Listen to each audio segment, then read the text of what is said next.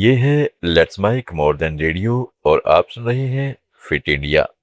Fit India में मैं आपके साथ महेश सिंह। फिट इंडिया में दोस्तों आज बात करते हैं एसी चलाने में सावधानी किस तरह से बरतनी चाहिए।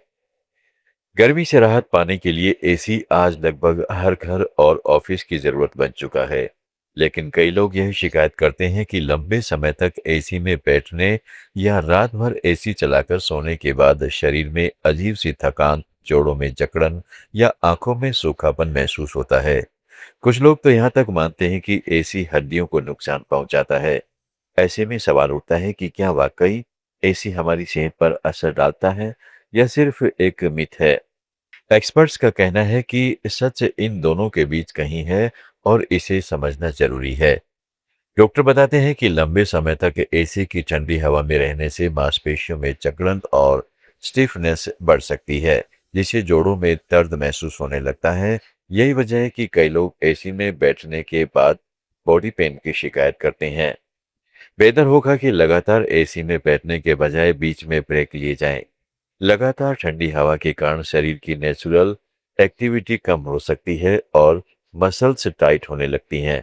इसलिए बीच बीच में एसी से ब्रेक लेने से शरीर नॉर्मल टेम्परेचर में वापस आ जाता है।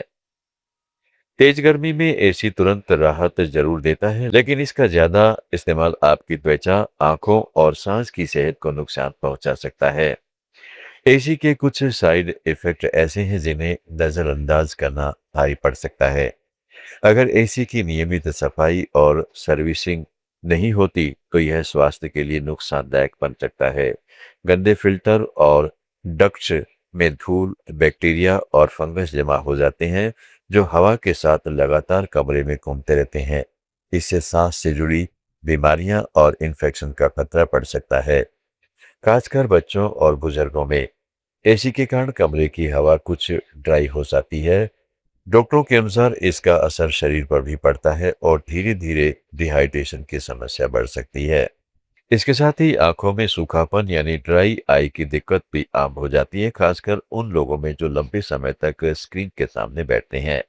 कई लोग एसी में रात भर सोते हैं लेकिन सुबह उठने के बाद फ्रेश महसूस नहीं करते। डॉक्टर कहते हैं कि ज्यादा ठंडा और ड्राई माहौल नींद के नेचुरल साइकिल को प्रभावित कर सकता है, जिससे गहरी नींद में जाने में दिक्कत होती है।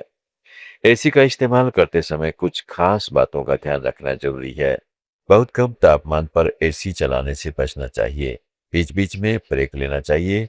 शरीर को हाइड्रेट रखना और एसी की नियमित सर्विसिंग करवाना बेहद जरूरी है, ताकि हवा साफ बनी रहे और स्वास्थ्य पर बुरा असर न पड़े। साइड इफेक्ट्स: लंबे समय तक एसी में रहने से ड्राई स्किन, आंखों में जलन और सांस की समस्या हो सकती है।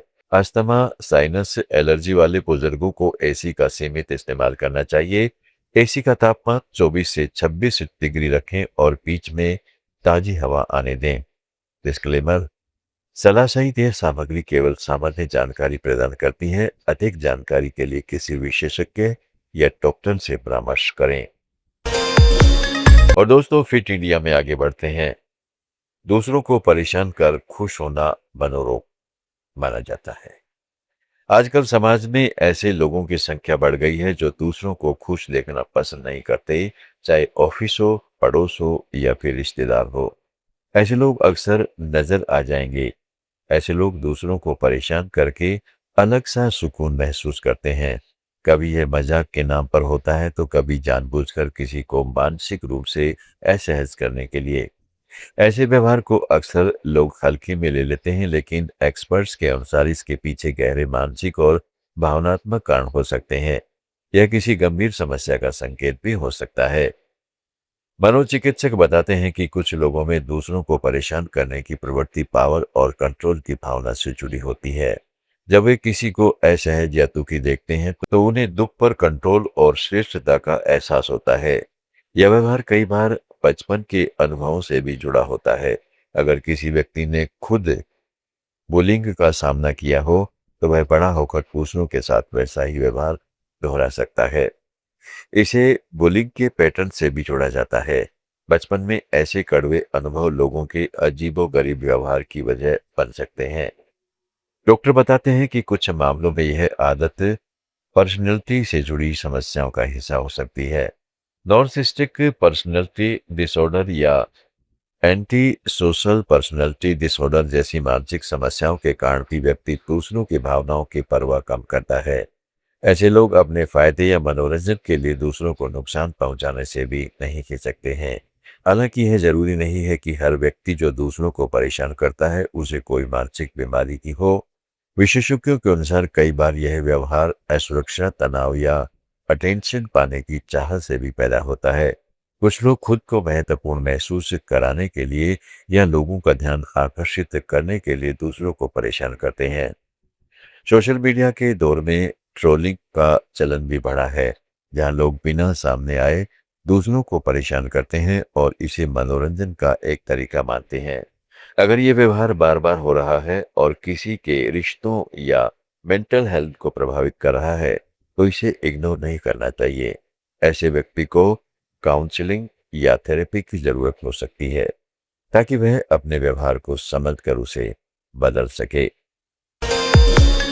फिट इंडिया में आज इतना ही। जुड़े रहें लेट्स माइक के साथ।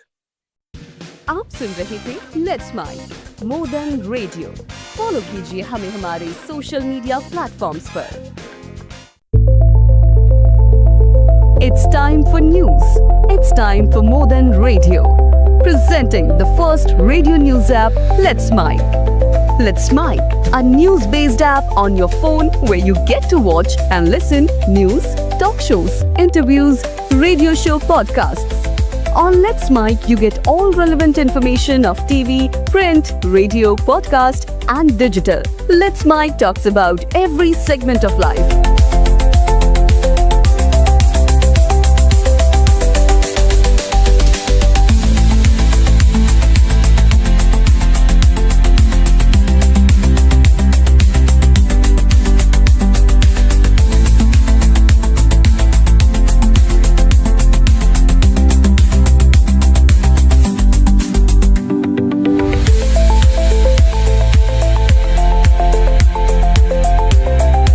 Download the app now from Play Store. Available both on Android and iOS mobile phones. Follow us on YouTube, Instagram, Twitter, LinkedIn, Facebook, Telegram, WhatsApp, Snapchat. Let's talk, let's connect and let's mic. आप सुन रहे थे let's mic more than radio. Follow कीजिए हमें हमारे social media platforms पर।